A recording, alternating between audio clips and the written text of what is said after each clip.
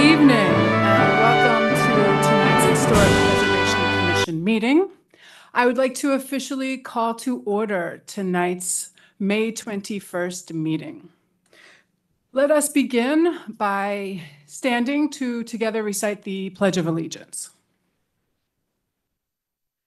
I pledge allegiance to the flag of the United States of America and to the republic for which it stands, one nation, under God, indivisible, with liberty and justice for all. Great, thank you very much. Before we get into our roll call, I would like to recognize that a new member has been appointed to the Tuckahoe Historic Preservation Commission. Her name is Nicole Engelbert. Nicole, welcome. Many people will recognize Nicole from her time as a trustee on the Tuckahoe Board of Trustees. So, welcome, Nicole. And Nicole, let us start with you for our roll call. So if you could just say your name. Jenny Steinhagen. Samara Abrams. And Greg Luisi. Thank you. Ladislao Castellanos, unfortunately, is ill this evening and will not be joining. Let me run through the agenda so we have our clear direction for tonight's meeting. We will begin with an approval of the minutes of our last two meetings. We will enter a discussion period where we have two items. The first is a presentation on 65 Main Street and the qualifications for landmarking of the Tuckahoe Village Hall Historic Main Street School, Assumption School Building, followed by a vote on submission of a certified local government request to the Tuckahoe Board of Trustees. We then have miscellaneous business. We'll talk about our next meeting and adjourn. In that order, for the approval of minutes, let's start with our most recent set of minutes. Our last meeting took place on April 23rd, 2025. At that meeting were myself, Member Luisi, and Member Abrams. Ladislao Castellanos was absent at that meeting, and Nicole had not yet joined us. So with the three of us, we do have a quorum to move forward with that vote. But first, we need to recognize that a change was requested to the meeting. So we would like that officially in the record that according to the minutes, Member Luisi noted that it would be a good idea to have the liaison of the building present at the workshop or the public meeting. That should be stricken and instead replaced with Member Luisi noted that it would be a good idea to have the liaison of the Historic Preservation Commission from the Village Board present at a work session or a public meeting. I hope I summarized that correctly, that change. That being the only change that was brought forward, unless there are any other changes or comments regarding the minutes of April 23rd, can I ask for a motion to please approve the minutes from April 23rd? So moved. Second. And among the three of us, are we all in favor? Aye. Aye. Thank you. The meetings are approved from our April 23rd meeting. We also had a set of minutes from our September 26th meeting. Present at that meeting were Member Luisi, myself, and Member Castellanos. No, Nicole, and Member Abrams was absent at that meeting. But because Ladislao is not here, unfortunately, we can't move forward with that. So we'll have to hold that over to another meeting. But thank you to the village for keeping us up to date moving forward with the minutes. Okay, let us move into our discussion with our presentation on 65 Main Street, Tuckahoe Village Hall, Historic Main Street School, and the Assumption School. If we could look at that beautiful presentation up there. We have been in discussion about 65 Main Street as a Tuckahoe local landmark for a number of months now. And when the nomination was first received by the Tuckahoe Building Department in September of 2024, we started our conversation about the qualifications that this building has and how it meets the architectural, economic, social, and cultural qualifications for landmarking. But we wanted to show visually, and we have the presentation to do that, what we're talking about, specifically about the architectural, and we'll look at some pictures from the past that help us to visualize some of the social, economic, and cultural aspects of the building that we think are worth noting and that qualify it for landmarking. So in that presentation, Gary, if you can move it to the next slide. Super, thank you. So of course, we're talking about the building that we are in tonight. And it's a very distinctive visual feature of Tuckahoe. If you put in Tuckahoe, New York in your GPS, it will take you in between here and Depot Square. So it is certainly associated with the center and the hub of Tuckahoe and has been since 1906. But first, let's just visually appreciate the exterior of the building here. So when you are on Main Street looking at this building, we see that there's a sidewalk. We have a center entrance of stairs that lead to the center of the building. It has railings on the side, and then you have your stone wall on both sides. As you approach the center of the building, you walk down a paved walkway with a beautifully landscaped scenario on each side. There are plaques, there are benches. You are facing what are windows in the center, right? There are windows on the first floor, the second, and the third floor. You need to go either to the right or to the left to enter the building. To the right, you go to the police station. There's one entrance there, one floor that the public has access to. If you go to the left, you come in the main entrance that people use to get in and out of the building. On the ground level, you have public restrooms and an elevator. When you come up to the second floor, you have civic and municipal offices, a courtroom where we are now. And on the third floor, it is rented out currently to a preschool. You see the brick exterior of the building, the red brick. There are limestone copings there. There is the architectural style, which is known as the Doric collegiate style. We'll get into a little bit about what that refers to. The doors are aluminum, shingles and asphalt on the roof. We have a flat and pitched roof, but the ornamentation on the exterior of the building is pretty much how it was when it was first constructed in 1906. So Gary, let's take a quick peek at the back, if you could, on the next slide. And feel free to jump in. Okay, in the back there, we see a couple sheds. And I would like to note that those sheds are ancillary buildings. They are non-contributing structures to the landmark nomination. So at no point are they considered part of the landmarked building. And there's not a whole lot on the back. The entrance with its to the right there is used by people coming in and out of the third floor daycare, and the police have usage on the side and in the back there too, but that is, I'd say, fairly restricted to the public. Let's go back in time, Gary, if we could, on the next slide. So let's look at Village Hall. We don't have an exact date of this, but this is one of the earliest photos that we have of this building. So I mentioned that it was it was constructed in 1906. And here you can see how different Main Street looked. You have a utility pole in the front and a flagpole. You have much less of the retaining wall, the stone walls in the front. The walkway is much simpler. You don't have the railings there. The plantings are much less. One of the things I'd like to point out here, if we start on that first floor, so when you walk down the walkway, you arrive not at windows, but at the main entrance, which was a door. We'll see that in a couple of the other pictures too. So there used to be a door there, it's now windows, and you still have your doors on the right and the left, and we'll zoom in on those on a couple other slides. But you can see the ornamentation. The brick is the same, the limestone, but look at the very top. We have a cupola at the top of the building there. Of course, that is no longer on the building. In fact, there are antennas there instead. But this is an early picture indicating what the founders of the village of Tuckahoe had in mind when they thought about where the children of the village would be educated. Because if we're talking about 1906, the village of Tuckahoe had been incorporated just 4 years earlier.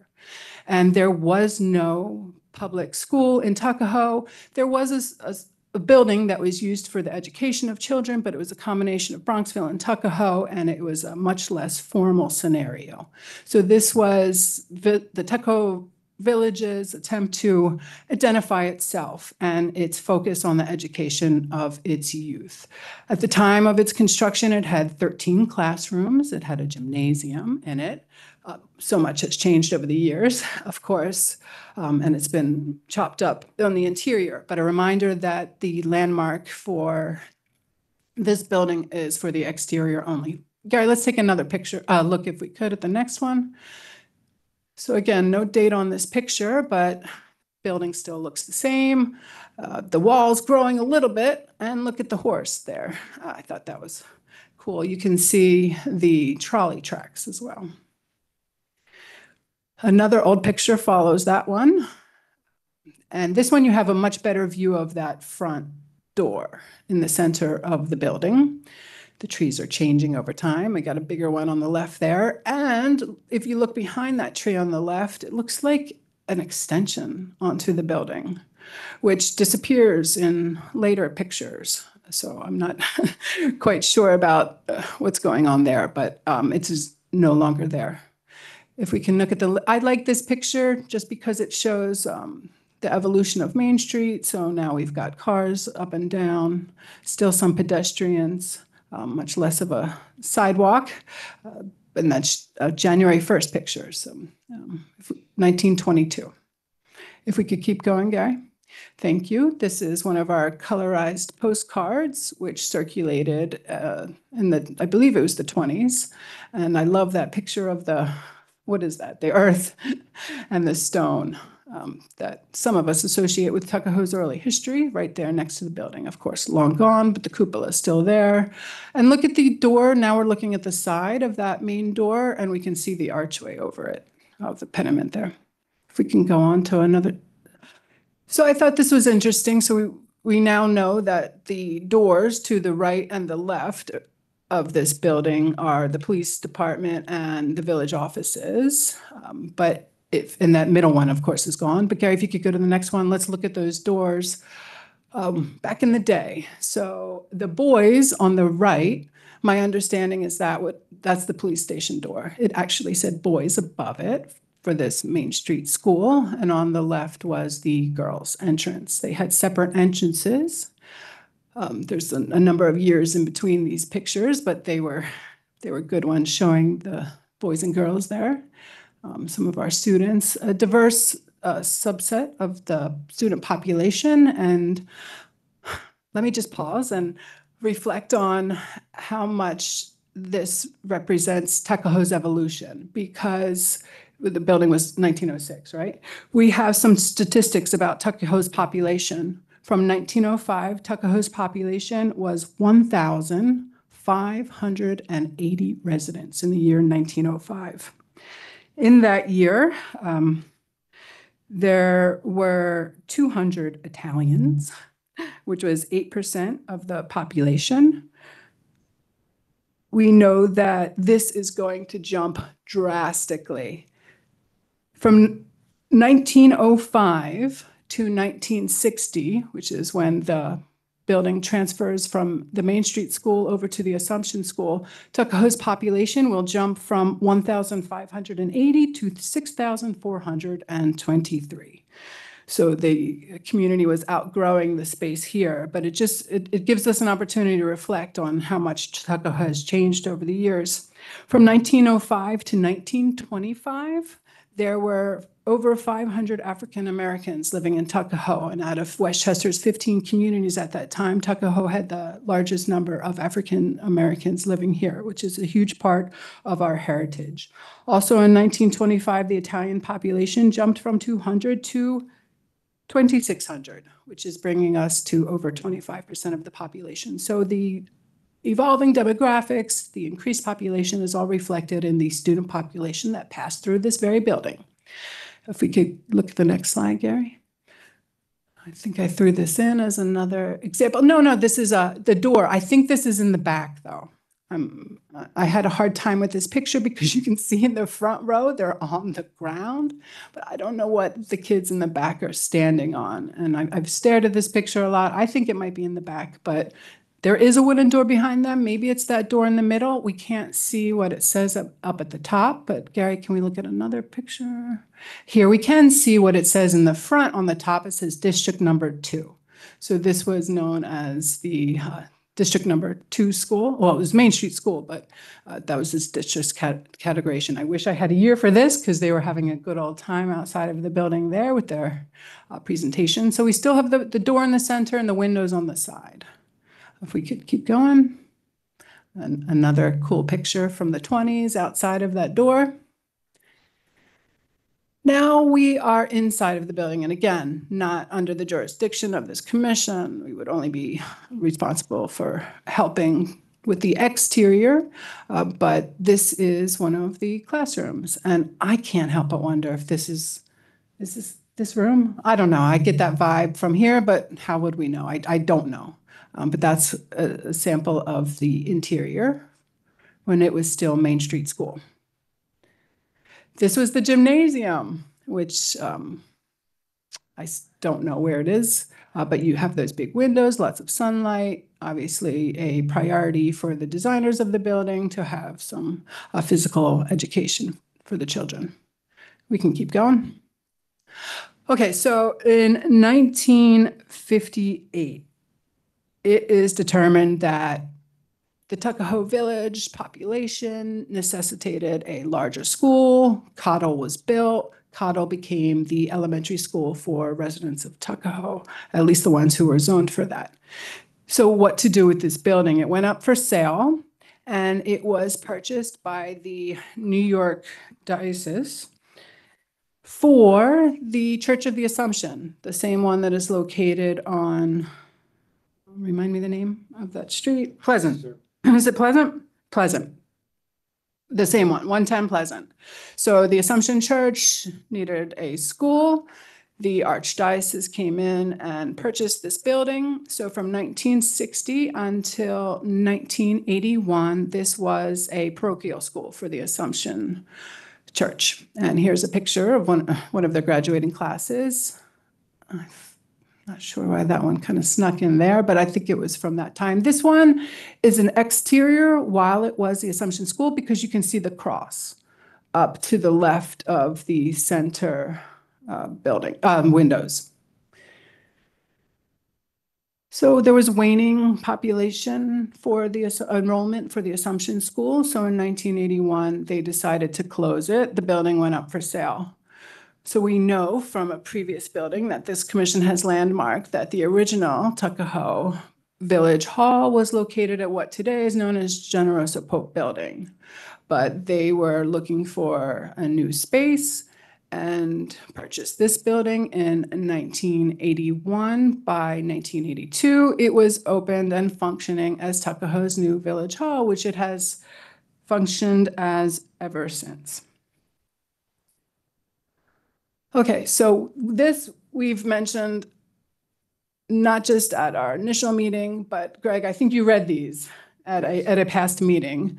So we will, I don't think we need to read them again, but out of the criteria in the legislation that we are required to meet to comply with the New York State Historic Preservation Office and their requirements for landmarking, which are derived from the federal requirements, we are tasked with evaluating a structure and determining if and how it meets the criteria. So criteria A, B, and Gary, what's on the next page?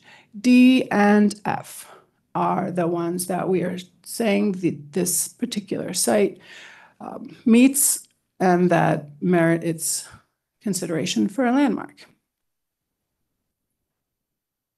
And those are the criteria. Voila. Okay, so that is our presentation that we got to do for this building because it's worth taking a look at. I think we all agreed, having something to look at while we discuss this building. So I don't know if there will be any questions about that, but if there's anything else anyone wants to add about this particular building, I believe it was the intent of this commission to keep our public meeting in consideration of this building open for at least another month as we work on the consideration of anything and everything that is related to this building, because this is a unique situation and this building is a functioning municipal building. It's a civic hub. There's a police station. There are a lot of things going on here, and we are very aware of that and recognize that. So we want to make sure that we are looking at all aspects of that when we move forward with this nomination. So can I ask some questions? Is that course. okay? So I guess the first one, Gary, is for you. Is there precedent for using Google Maps as a litmus for significance? So Jenny mentioned Google Maps specifically, and this picture kind of popping up as like the center of Tuckahoe. Has that been used before? I haven't heard of it. It may have been. I don't know if there's any case law regarding it. I would doubt it. It would be such a unique situation Sure, that would sure. appear in. But I haven't heard of any. Okay. Okay. I guess if I could ask a question, I'm not sure what you're asking. Wait, If I'm declaring that this is the center of Tuckahoe? no, so kind of as I look at kind of the aspects of the law, kind of having something be kind of established as kind of having significance in the village or in the municipality or in the kind of area, does having kind of Google Maps kind of supporting that assertion in the way that it kind of feeds back kind of information, is that like a kind of defensible data that we would use should a decision be questioned? Yeah, I think it's like the totality of the circumstances. That's one little piece that you can point to. It doesn't mean that, just because something shows on Google Maps that it's historic, but it's one of the pieces of the whole puzzle. Okay, so you build a case using Exactly. that. Okay. Okay. And then the second question is kind of what the distinction was made between the landmarking the outside of the building versus the totality kind of the building. What do I need to kind of understand kind of about that difference? Well, what our law is, it says the exterior of the building. We don't do the interior, so it's really just the exterior of the building. This building is unique because, as the chair said, it's a municipal building that is operational. So if the police need to put on antennas, would they need to come to this board for approval for that?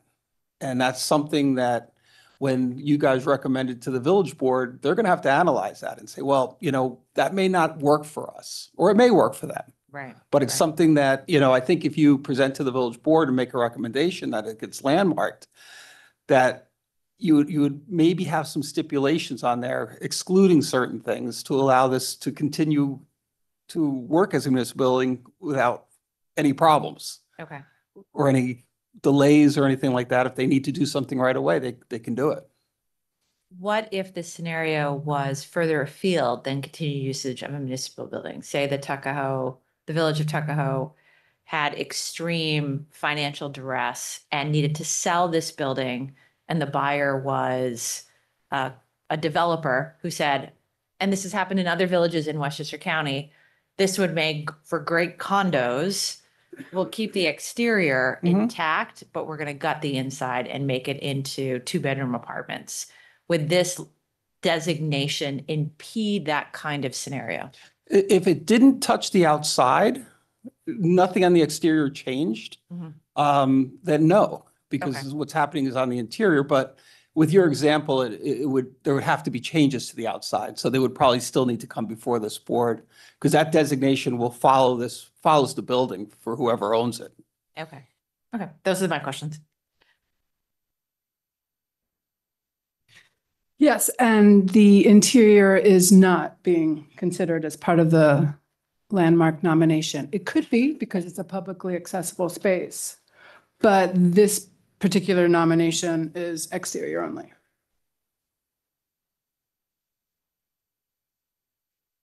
Okay. I don't know if there are any more questions or discussion about this one.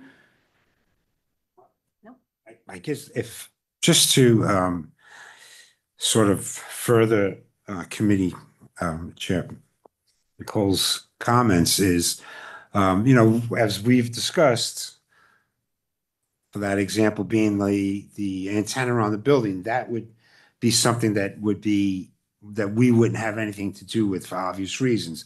Then we also talked about the windows, if that was ever to come to be, that once again, the police department would have to be exempt from having to come in front of this commission simply because of security reasons. So, I mean, that would trump anything that, in my opinion, what this commission would put forth. So that's just, and saying that, I just think that it would be to our advantage, this commissioner's advantage, to sort of set those benchmarks going forward so that whoever comes behind us knows, well, look, the antenna and the windows, and those are just the things that are come obviously to mind, that they would use that going forward. Sort of like that, what we've read in the Assumption, when the Assumption Church sold this property to the village, that there was a line in there that it was to maintain the integrity of this building. So, I just think that would be just good for us to tie those little loose ends if we can. And I guess that'll come out in the work session as. Herein lies the challenge, because it needs to remain, as you say, Right. a functioning municipal complex, especially in regards to the police and their needs.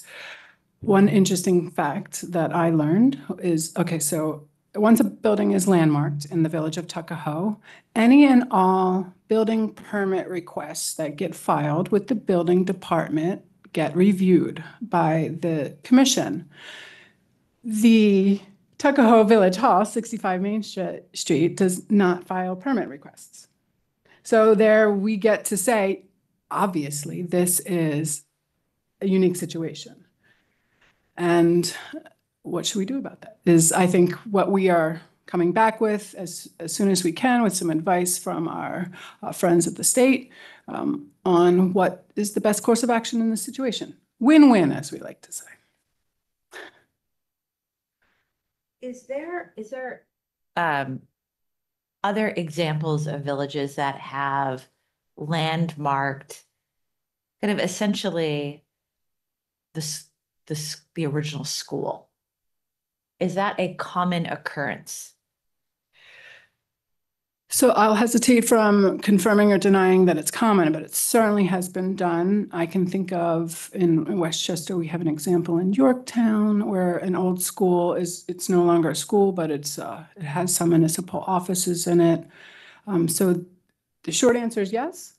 But if the question can help us answer, so then what do they do in order to accommodate the needs of the functioning municipality, if it in fact is converted into municipal offices? That's what I'd like to find out more about.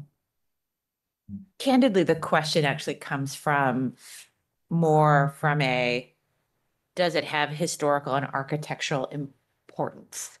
So there are many buildings like this one kind of across Westchester County, across the country, kind of quite frankly. Is it, in my mind, I'm trying to kind of understand kind of historical significance. Kind of, is this school on its own significant singularly, or is it sufficient that it is significant kind of as schools built in the early 1900s as part of a country kind of developing and growing its public education system? Will that meet a bar of being able to defend? Because 5 years from now, someone could try to buy this building and be like, this is not actually historically significant. There's 5,000 buildings just like this kind of across the country. Do we have to consider that in a designation of this having historical significance? Well, I think that's why they're paying you all the money. No. It's really to figure that out. And that's what it is. You take that law, but there's no clear answer. It's for you to determine as a board, and you vote on it. It may not be unanimous. It doesn't have to be unanimous to vote. It's just, so it's, but this is a recommendation that goes up to the village board and they get to vote on it too. They're the ones that will actually designate it. But it's a great question. But that's what you're tasked to do. But then I think that comes back to the totality of the circumstances. So that can be a factor, but also it can just be significant to Tuckahoe. And that can also be a factor that we consider in the criteria. Mike, oh, I don't know if your mic was on. It was. It was. She said it was. It was a very intelligent comment. Do you need me to repeat it? In the landmark nomination, we discussed that rather than, there was thought and intent behind the design of this building in the Doric Gothic collegiate style. That is not necessarily something that you find everywhere in the way that it is represented here in this building. And I think that we broke down how the visual characteristics were related to the village's early days. Yeah, I would say totality, right? Yep. Just like in a close. All righty. So we'll leave it at that for 65 Main Street. Okay, so our next item is a vote on the submission of the certified local government request that we have been talking about for many months now. And we've done presentations at the commission level and for the Board of Trustees about what certified local government is. I don't know if we need to get into all of that again now, but we certainly can. But we have, as a commission, agreed that we would like to move forward with our application to have Tuckahoe become a certified local government. This is a status offered by the New York State Historic Preservation Office. It requires that, Gary, do you want to bring up the presentation? No, right? Madam Chair, it's up to you. It's, but an overview, I think, from you, it would be helpful. And again, this would be a recommendation to the village board Right. to enter into this program. Yeah. You want to just bring it up real quick? Sure. Wade? Oh, if it's real quick.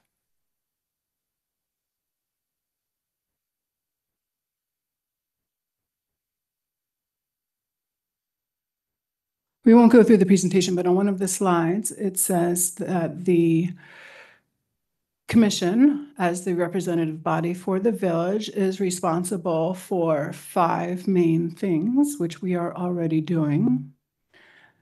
So essentially, the certified local government status recognizes municipalities within the state that it doesn't really matter. The municipalities within the state that have historic preservation legislation that was modeled on the law that was designed by the New York State Historic Preservation Office and that fulfill the requirements of their own legislation. It's okay. Basically, we do. We 100% do meet the requirements for certified local government. So the village, through its application, agrees to submit annual reports stating how they are fulfilling their legislation. And in return, the village receives access to grants. Thanks. Yeah, if you want to just real quick, there's that one, keep going. Yep, that side. So SHPO is the State Historic Preservation Office. That's the box on the left. We're the HPC on the right. So we have to have a legislation. We have to have a qualified commission. We have to have our certificate of appropriateness reviews be in alignment with the Secretary for Interior standards for archaeology and historic preservation. A local survey and inventory is an important factor. We have done one at the level of the commission, but would be able to apply for a grant for a professional one. Adequate public participation and policies and procedures that we fulfill. So those are the 5. And then if you want to just scroll quickly, that's our process. It meets their requirements. Hope everyone, yep, there's our inventory, plaques and markers. I already said what the municipality would be asked to do, and here's our grant. So we would off the bat get technical assistance. SHPO experts will come to our meetings as needed. They will also include us in the list of municipalities within the state that meet state and federal requirements. And 3 to 60,000 is the offering of grants for trainings, workshops, publications, and we get their support with National Register listings, which is something that we've been talking quite a bit about.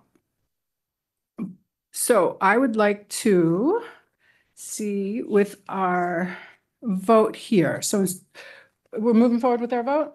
All right, let's do it. So I would like to ask for a motion that the Tuckahoe Historic Preservation Commission submit to the mayor of Tuckahoe within the next 30 days a letter of intent in being considered a certified local government by the New York State Historic Preservation Office. The letter will detail how the Tuckahoe Historic Preservation Commission is qualified to be a certified local government and how the Tuckahoe certified local government process will be upheld and fulfilled by the commission with all of the related requirements. So moved. Second. And all in favor? Aye. Aye. Aye. Okay, so thank you. Our motion passes. So within the next 30 days, that letter, which is basically ready to go, will be forwarded to the village. And I and all of us are willing and able to help out if there are any questions and moving forward with that. Okay. So into our miscellaneous, or just what's the next one officially called? Our miscellaneous business, our next meeting, we should look at the end of June before the holidays approach for our next meeting. We don't have a date. I don't think we're ready to throw that out, but we'll bounce some around you. Gary. Gary, thank you for your help with the slides. You're welcome.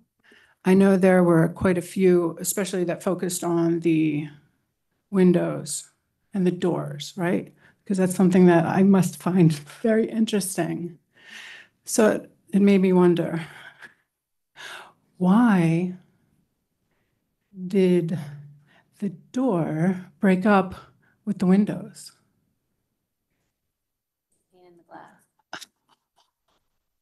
Their memories were just too painful, but yours is even better. Yours, a pain in the glass. Thank you, thank you, thank you, thank you, thank you. That was good, that was good. Be here all night. That was good. Nicole doesn't know any jokes. Yeah, I'm like, huh, okay, what have I got myself into here? Jenny does a joke to close. You should have Or been here s- last month. Jenny thinks it's a joke. The Jenny used to it. consensus Come around. might be otherwise, but that was painful. It was a painful joke. Okay, is there anything else? Okay. Then let's ask for a motion to adjourn. So moved. Second. All in favor? Okay, great. Thank you. Good night.